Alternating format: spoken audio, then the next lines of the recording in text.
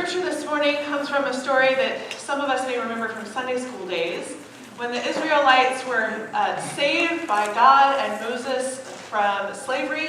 They were liberated and taken out of Egypt and toward the promised land, but still in the wilderness.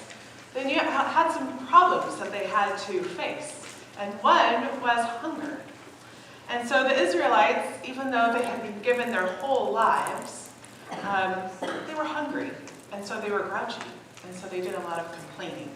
And before this passage we read today, they complained to Moses and Aaron, "It would have been better for us to die in Egypt than to be out here. Remember those days when we sat by the kettles and we ate our fill of bread?" They're lamenting for the days when they were slaves.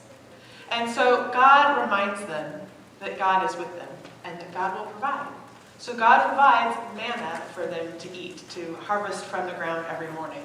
And there's only a few guidelines and rules that go along with this collection of manna.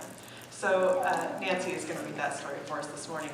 And after that, we will sing hymn number 62, All Creatures Are Our God and King. And we're going to sing, how many verses of this are we singing? 7. No, we're not going to sing 7. 5. I got 5. So We've got that's 5. what I put in. Can we do 5? Oh, sure. Okay, we'll do 5. I sound real confident about that. All right, we'll sing 5 verses that are in your sheet. But thank you, Nancy. The scripture is from Exodus 16, 13 to 26.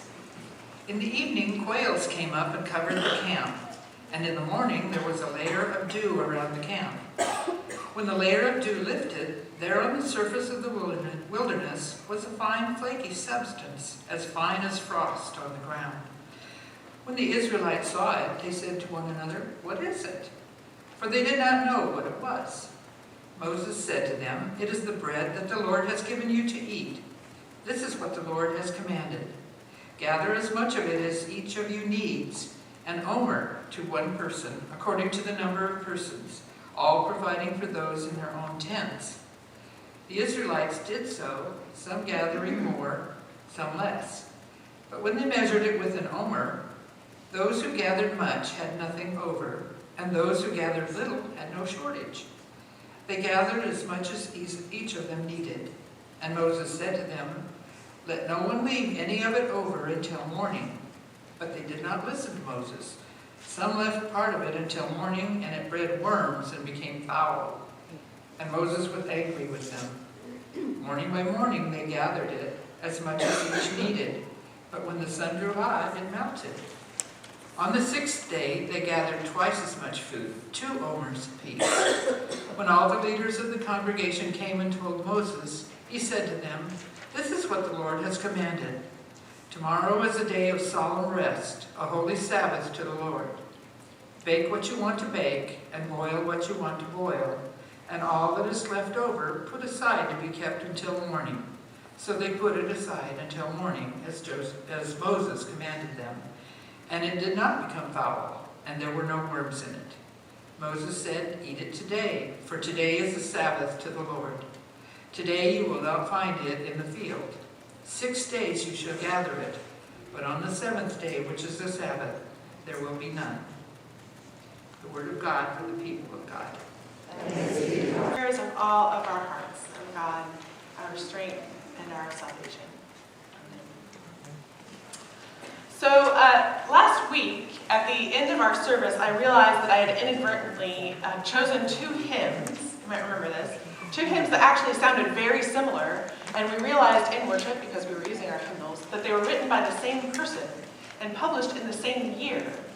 And I made kind of a flippant remark, which I now regret, about that. Stan Praisewater came up to me and he said, Charles Albert Tindley is kind of a big deal. He was a very important person in Methodist history and American history. So I went home and I did some research and learned all about him. And he was born in 1851. And his father was a slave, but his mother was free. So he was considered a free person. Although when she died, he had to go and live with relatives who were slaves. And so he was never afforded an education, but he taught himself to read and write. He got married when he was 17. he and his wife had 8 kids. And he became he had a job as a brick worker, but he also took a job that didn't pay anything, but a job as the caretaker of the building of a Methodist church in Philadelphia, Calvary Methodist Episcopal Church. In our church history, we might remember that we started out as the Methodist Episcopal Church because we came from England. And then in 1844, the ME Church split into ME and ME South over the issue of slavery. So these were the days where that would have been the Methodist Episcopal Church North, divided then from the South. Those two churches would not combine again until 1939, 95 years later. Of course, when they did combine, they became a segregated church. And they were segregated until 1969 when it became the United Methodist Church. So there's your dose of church history for the day. Charles Albert Tindley educated himself. He asked other people for tutoring. He went to a local synagogue and learned Hebrew so that he could read the Hebrew scriptures. He sent away for a correspondence course with Boston University School of Theology, which is a Methodist school, and that's how he learned Greek. By the way, Boston University has another famous alumni, Dr. Martin Luther King. And he became an ordained elder in the Methodist Church, Methodist Episcopal Church, in 1889. He served 6 churches and then became district superintendent. And after that, they appointed him to Calvary Methodist Episcopal Church, where he had been the janitor. When he got there, they had a membership of 130. And by the time his pastorate was over, they had 10,000 people. They moved to a new building, and he became obviously a really influential person in his community, not just the church, but the larger community. So this was, those hymns were published in 1906. His hymn writing became an extension of his preaching ministry. And he worked for justice. So this was like 40 years before the modern civil rights movement as we know it. But he was already protesting and marching for justice and making connections. And he wrote several hymns. And now doesn't it make sense that those hymns were so close together in our hymnal? If you have a hymnal, you don't have to get it out. But if you do, and I understand that this is now old technology, and now we just go to Google and we look everything up on YouTube. But it's still good to know about this hymnal as a historical part of our church. That this, for a long time, this was how Methodist churches were connected. By our Bible, but also by our hymnal. This is still the book you'll find in any of the 30,000 Methodist churches around our country, probably around the world. So it's good to have a little bit of respect for this old document, right? In the top corners, there are categories of hymns. So the top left corner is a very broad category, and it's organized by the Trinity, God, Christ, Spirit. And then in the top right corner, there's much more specific categories. So last week, we chose 2 hymns that came from the Strength in Tribulation section, which is in the early 500s. So now it makes sense that why Charles Albert Tindley had 2 hymns in the Strength in Tribulation section. It's because he lived that in his life. He was a source of strength for all those in a time of tribulation. He wrote another hymn, I Will Overcome, which became the basis for the We Shall Overcome hymn. That was the anthem of the civil rights movement. So I repent of my flippant remark last week about this man who is so obviously a saint in our church. He's one of our spiritual ancestors, and not just in our local church, but our global church and our country history as well. History kind of has limits to what you know personally, and the people that you can talk to, that's kind of the limit of your history. So the living history dates to what we in this room remember. And if you're older than me, you remember more things than me, but you can share that with me, and then I have a connection to it. So we have a connection to the modern civil rights movement. But with the exception of John Burroughs, who was still in diapers in 1915, we don't have any personal connection to those days. And so it's easy to kind of lose those saints. They're still a part of us, but we lose their names and their faces. And unless somebody really knows that history and shares it with us, it just kind of becomes this nameless mist, right? So the cloud of witnesses is appropriate, that's a good term, but isn't it good sometimes to pull a face and a name and a story out of that mist and be encouraged by what they did, by those struggles, by those real people that Tindley worked with? What must it have been like to come to a congregation and sweep and mop and take out the garbage, and then one day become the pastor who would welcome so many thousands of people into the doors? I mean, that must have been an amazing person. And it got me thinking this week, how many other faces and names and stories are out there in the mist that I just don't know about? You know, I'm just like everybody else, maybe even a little bit more pessimistic than everybody else, I don't know. Doesn't it become easy to just think, what is wrong with people? And people are awfully selfish and mean, and why can't we just find some common ground together? But then you hear about a story like this that I did not know about. How many more people are out there that have just found strength in tribulation and shared it with others and encouraged others? There must be an abundance of people in the world, in our church, in our stories, that have been full of goodness, that have trusted in God, that have welcomed people into the life-changing love of God over their whole life. And I think if we could pull those stories out of the mist, or at least remember that they are there, we would be overwhelmed by the abundance of God's creation, overwhelmed by the abundance of God's community, and overwhelmed by the abundance of God's eternal love.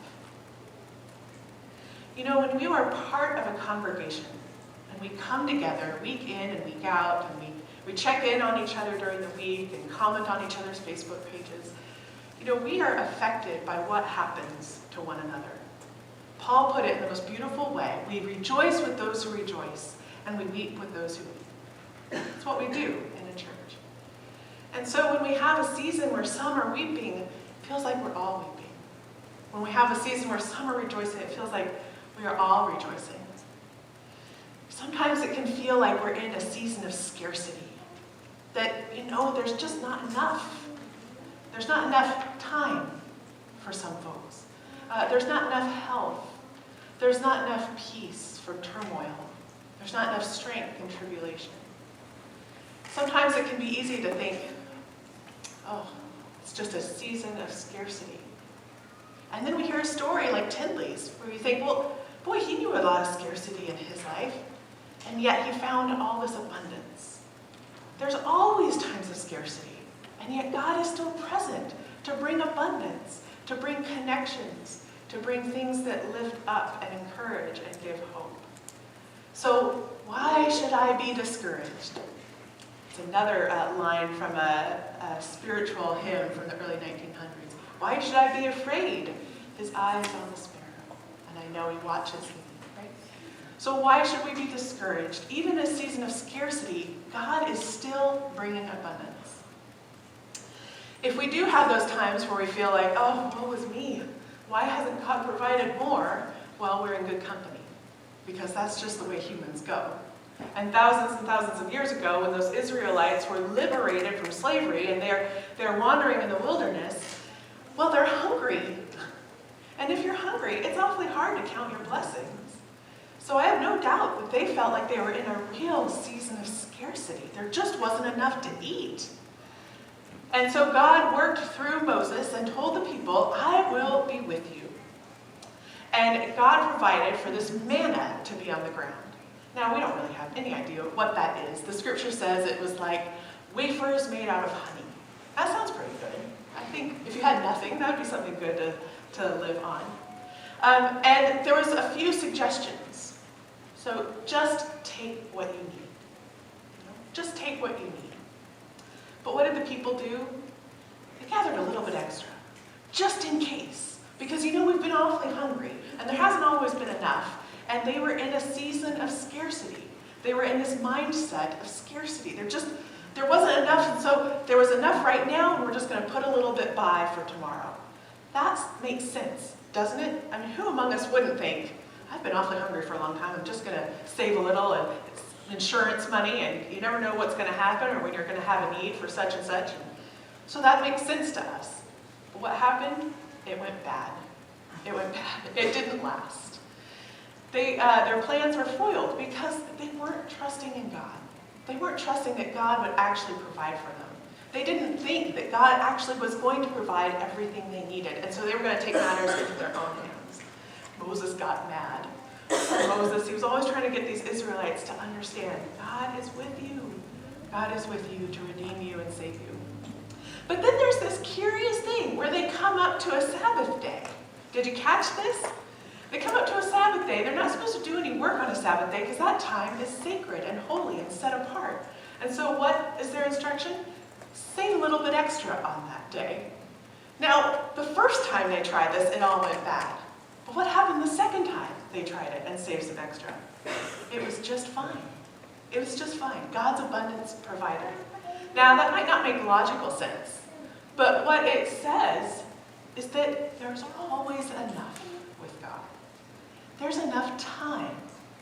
There's enough time for you to put some time aside and make that special and connect with God, which is what I was trying to teach the kids, but that was just too much this morning, right? There's always enough time, even in a season of busyness.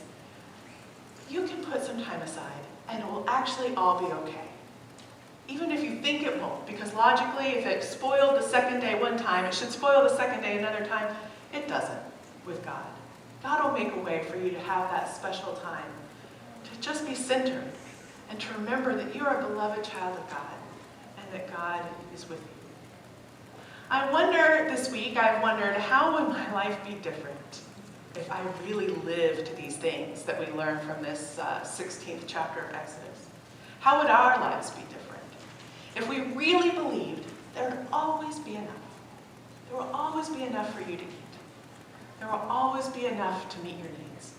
There will always be enough time. Enough time in your daily schedule and enough time in your lives. If you didn't have to fear the loss or shortage of time. That would change me quite a bit. That would alleviate a lot of my fears. It would give me a sense of peace, help me to have confidence that God is with me, help me to share a sense of calm with those around me. But, don't we actually live through times of scarcity sometime? I mean, it's one thing to say, oh, there's always enough time, and there's always enough to eat. But sometimes there's not enough to eat. Those Israelites actually were hungry, and their hunger was real. And some of us have had times of hungry when our hunger is real. Sometimes there isn't enough time, and you're in a time of scarcity, of loss, of ill health, of worries that are real. So how do we go forward as a people of abundance when we do encounter real times of scarcity? You know, in the Gospel of John, Jesus says, I'm the good shepherd, and I take care of my sheep. And I came so that they will have life and have it abundantly. To have life abundantly. Life has times of scarcity too. We are going to go through that. We are going to go through times where there is a loss, where there is a sadness, where there's just not enough. But even in times of scarcity, God is with us to provide an abundance. So I think that's what Jesus meant. Even in times of difficulty, God will be with you to provide an abundance. If you ask some folks, or if you think back on your own experience about those times where you've gone through a dark time, a time of struggle or sorrow, I bet you can see ways that God was providing for you, even in the midst of scarcity. That God was putting people there who could reach out with a word or a hug or a card or a gift that was much needed. That God did not abandon you, but God was providing a way forward, a way through, a way again to that time of peace, of centering in God's presence. As we come to this season of Thanksgiving and we gather around our tables, maybe for some of us it will be easy to give thanks for all that we have. Maybe some of us will struggle a little bit because what we have this year is not what we used to have. But we can all look for something deeper than just what we have, and that is the abundance of God. That love, that generosity, that providing for what we need, that is eternal and steadfast. So even if we are walking through a road of scarcity, we are still people of an abundant God who wants us to have life and have it abundantly. Thanks be to God. Amen. Friends, why don't we